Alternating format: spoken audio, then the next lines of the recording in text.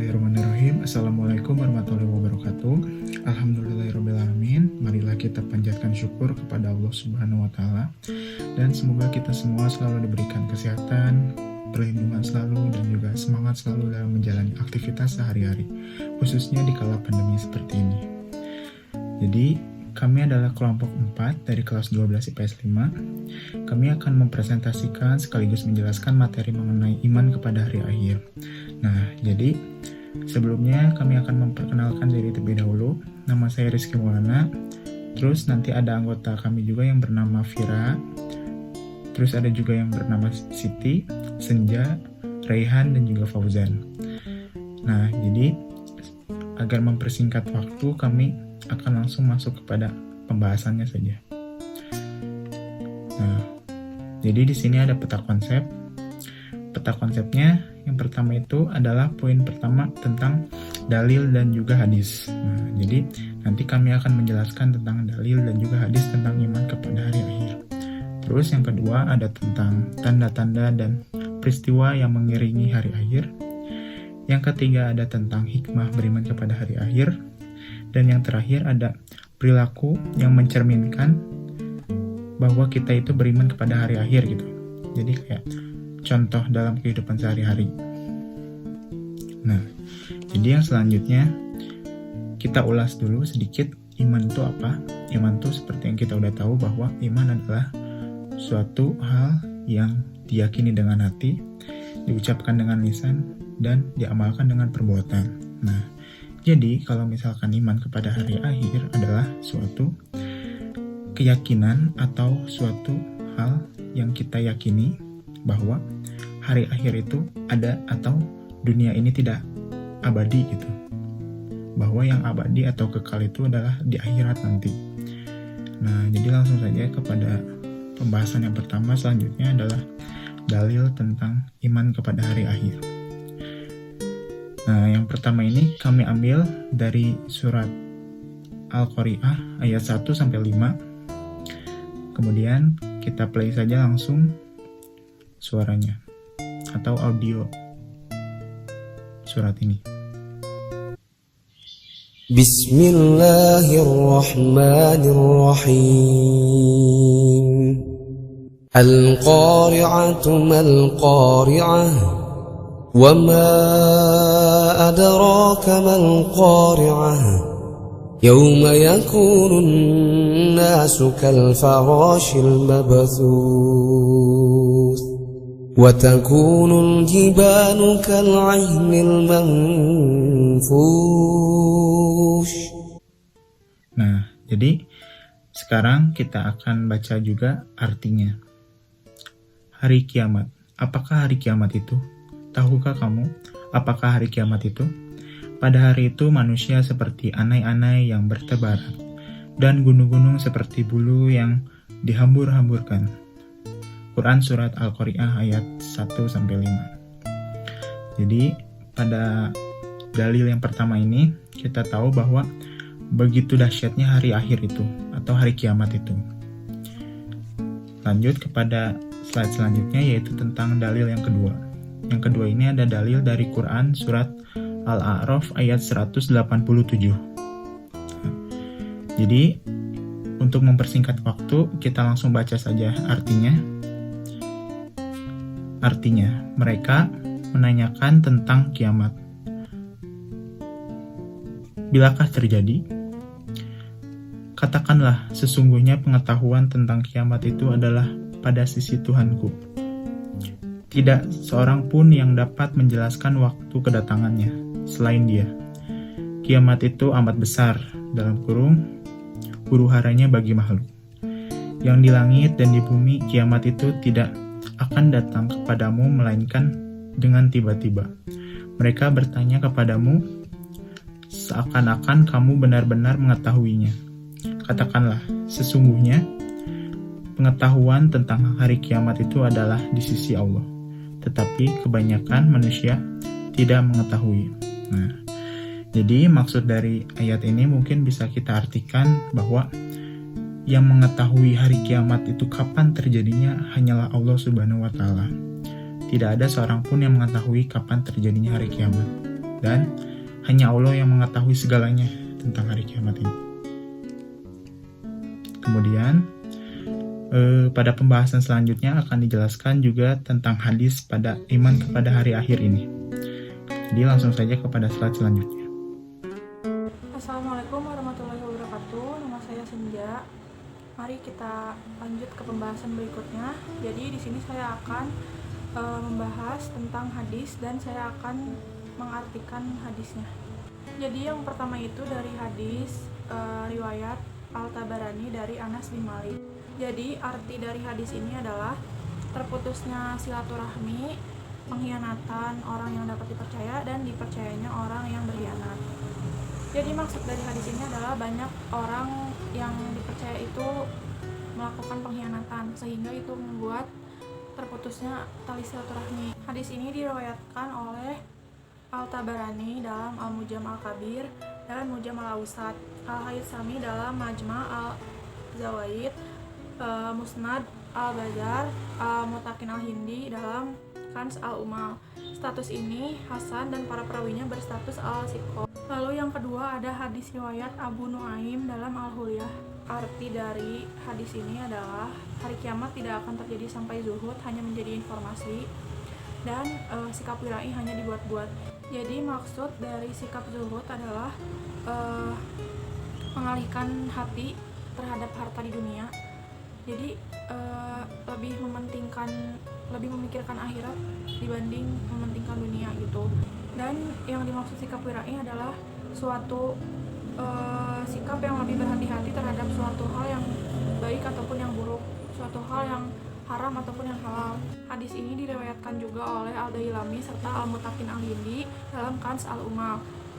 Status hadis ini adalah hadis qorib, sedangkan sanadnya dinilai dhaif. Ya, sekian penjelasan dari saya. Terima kasih.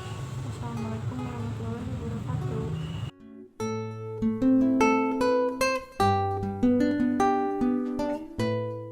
Assalamualaikum warahmatullahi wabarakatuh. Perkenalkan, nama saya Muhammad Rihan. Di sini saya akan melanjutkan pembahasan berikutnya. Di sini ada tanda-tanda hari akhir. Saya akan membahaskan tanda-tanda hari akhir. Ciri-cirinya itu salah satunya dalam munculnya Imam Mahdi. Imam Mahdi akan keluar di hari akhir yang akan menurunkan hujan dan juga menumbuhkan tanaman di muka bumi ini. Harta akan dibagi merata, binatang ternak akan semakin banyak, begitu juga umat akan bertambah besar. Imam Mahdi akan hidup selama kurang lebih dari 7-8 tahun. Terus yang selanjutnya ada Dajjal. Tanda-tanda Dajjal ini ada juga kemunculan Dajjal yang diriwayatkan oleh Nabi Muhammad SAW. Dajjal diketahui menyebarkan fitnah di muka bumi ini. Dalam hadis riwayat Rasulullah bersabda, tidak ada satupun makhluk sejak Adam diciptakan hingga terjadi kiamat yang fitnahnya lebih besar. Yang selanjutnya ada Nabi Isa memimpin dunia. Dalam Al-Quran, surat An-Nisa ayat 159, Allah Subhanahu wa Ta'ala berfirman bahwasanya Nabi Isa akan muncul di dunia dan menjadi saksi bagi atas umat manusia, yang artinya tidak ada seorang pun di antara ahli kitab yang tidak beriman kepada Isa menjelang kematiannya, dan pada hari kiamat dia Isa akan menjadi saksi bagi mereka umat manusia. Dan yang keempat ada Ya'juj dan Ma'juj. Dalam surat Al-Kahfi ayat 94, Allah Subhanahu wa Ta'ala berfirman mengenai Ya'juj dan Ma'juj, yakni kaum yang akan menjadi perusak bumi, yang artinya, wahai Zulkarnain, sungguh Ya'juj dan Ma'juj itu makhluk yang berbuat kerusakan di muka bumi, maka bolehlah kami membayarmu imbalan agar engkau membuatkan dinding penghalang antara kami dan mereka. Selanjutnya yang kelima ada matahari terbit dari arah barat. Matahari dari arah barat menjadi salah satu tanda-tanda kiamat kubro atau besar. Dalam hadis Abu Dawud serta Ibnu Majah dari Abdullah bin Amr, dia berkata, aku hafal Rasulullah bersabda beliau, sesungguhnya pertanda yang pertama-tama muncul menjelang kiamat ialah terbitnya matahari dari barat dan munculnya binatang melata menemui manusia pada waktu duha. Mana saja dari keduanya yang lebih perlu terjadi, maka tak lama sesudah itu yang lainnya pun akan terjadi. Contohnya ada yang keenam ada dabbah, itu binatang melata. Kemunculan binatang melata disebutkan dalam hadis yang sama dengan terbitnya matahari dari arah barat. Namun ini tidak diketahui mana yang duluan akan terjadi, entah itu kemunculan binatang melata ataupun matahari dari barat.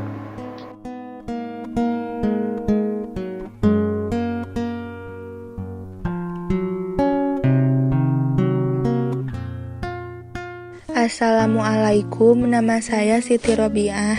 Sekarang kita akan melanjutkan ke pembahasan berikutnya. Jadi, peristiwa yang mengiringi hari akhir itu ada 8 fase. Yang pertama ada Yaumul Barjah. Yaumul Barjah merupakan hari di mana dibangkitkannya orang terdahulu atau yang telah meninggal dari alam kubur. Orang-orang tersebut akan menghadap Allah untuk mempertanggungjawabkan semua amal perbuatannya selama di dunia. Jadi Yaumul Barjah itu pembatas antara alam dunia dan alam akhirat. Jadi setelah yang meninggal itu mereka akan mempertanggungjawabkan selama mereka hidup di dunia. Yang kedua ada Yaumul Ba'as. Yaumul Ba'as merupakan hari dibangkitkannya seluruh umat manusia di dunia ini dari alam kubur. Jadi Yaumul Ba'as itu setelah nanti hari kiamat, seluruh umat manusia dari mulai umat Nabi Adam sampai yang terakhir umat Nabi Muhammad SAW itu akan dibangkitkan. Yang ketiga ada Yaumul Mahsyar. Yaumul Mahsyar merupakan hari di mana dikumpulkannya seluruh umat manusia yang dibangkitkan di alam kubur. Kemudian semua manusia tersebut menunggu pengadilan dari Allah. Yaumul Mahsyar itu jadi seluruh umat manusia, mulai dari umat Nabi Adam sampai yang terakhir umat Nabi Muhammad SAW. Mereka akan dikumpulkan di padang mahsyar untuk mempertanggungjawabkan perbuatannya selama di dunia. Yang keempat ada Yaumul Hisab. Yaumul Hisab merupakan hari dilakukannya perhitungan amal perbuatan manusia selama mereka hidup di dunia. Jadi Yaumul Hisab itu adalah perhitungan amal. Nanti seluruh umat manusia itu akan dihitung amalnya, apakah lebih banyak amal perbuatan baik, apakah lebih banyak amal perbuatan buruk atau dosa. Yang kelima yaitu Yaumul Mizan. Yaumul Mizan merupakan hari penimbangan amal perbuatan manusia. Jadi Yaumul Mizan itu adalah hari penimbangan. Jadi seluruh umat manusia nanti akan ditimbang apakah banyak berbuat dosa, apakah lebih banyak berbuat amal soleh selama di dunianya. Yang keenam ada Sirot. Sirot itu di mana setiap manusia ditentukan akan dimasukkan ke neraka atau dimasukkan ke dalam surga. Semuanya tergantung dari amal baik dan amal buruk yang dilakukan selama di dunia. Jadi Sirot itu adalah jembatan, biasa disebut dengan jembatan Shiratal Mustaqim, yaitu jembatan yang sangat licin dan tajam. Kalau diibaratkan itu seperti satu helai rambut dipotong menjadi 7 helai dan di jembatannya itu banyak duri-duri. Terus kalau misalkan memang manusianya itu selama di dunianya banyak beramal soleh, tidak melakukan dosa, maka akan melewati jembatan Shiratal Mustaqim itu seperti kilatan cahaya, jadi cepat gitu. Beda dengan orang yang banyak berlaku dosa selama di dunianya, mereka akan bersusah payah untuk melewati jembatan Shiratal Mustaqim dan akan jatuh ke neraka. Yang ketujuh ada syafaat. Syafaat merupakan sebuah pertolongan bagi manusia yang beriman. Pertolongan tersebut berasal dari perbuatan yang baik saat di dunia. Jadi syafaat itu nanti setelah kita menjalani yaumul ba'as, yaumul masyar, yaumul hisab, yaumul mizan, dan sirot. Kalau kita banyak beramal baik selama di dunia, nanti kita akan mendapat pertolongan. Yang kedelapan ada surga dan neraka. Surga dan neraka merupakan tempat terakhir bagi umat manusia. Surga diperuntukkan manusia yang beramal baik, sedangkan neraka diperuntukkan bagi manusia yang beramal buruk. Jadi surga dan neraka itu adalah kehidupan yang kekal. Kalau selama manusia yang hidup di dunia itu banyak beramal soleh, tidak melakukan dosa, mereka akan kekal bahagia di surga. Kalau memang misalkan di dunianya itu banyak berbuat dosa, mereka akan kekal di neraka dan disiksa terus-terus. Jadi disiksa terus-terusan dan bakal sengsara selamanya. Sekian dari saya. Terima kasih. Wassalamualaikum warahmatullahi wabarakatuh. Assalamualaikum warahmatullahi wabarakatuh. Saya Muhammad Farjan Nugraha akan melanjutkan pembahasan berikutnya. Jadi, hikmah beriman kepada hari akhir dalam kehidupan sehari-hari. Poin 1. Menjadi takut, tidak mampu mempertanggungjawabkan perbuatannya.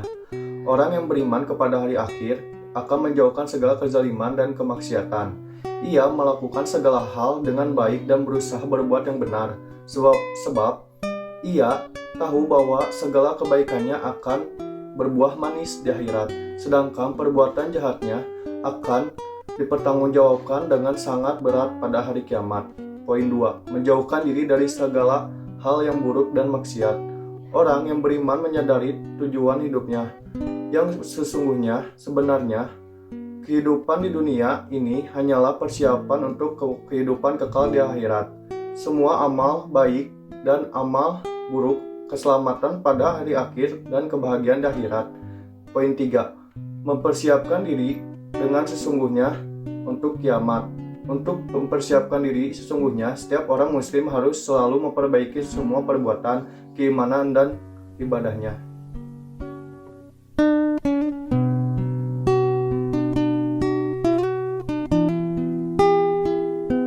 Assalamualaikum warahmatullahi wabarakatuh. Di sini saya Vira akan menjelaskan materi pembahasan yang berikutnya. Nah, di sini tuh ada beberapa contoh perilaku yang mencerminkan kesadaran beriman kepada hari kiamat. Yang pertama ada menjadikan dunia sebagai ladang pengumpulan amal sebagai bekal kehidupan di akhirat. Yang kedua ada mendorong untuk selalu berbuat baik dan menghindari perbuatan buruk karena meyakini ada balasan setelah kematian. Yang ketiga ada tidak terlalu mencintai dunia karena meyakini bahwa dunia hanya sementara dan akhirat selama-lamanya. Yang keempat ada rasa tanggung jawab terhadap amal soleh dan amal ibadah. Yang kelima ada menjauhi sifat-sifat buruk dan munkar. Yang keenam ada menjauhi perbuatan-perbuatan maksiat dan keji. Yang ketujuh ada giat melaksanakan ibadah-ibadah wajib dan ibadah-ibadah sunnah.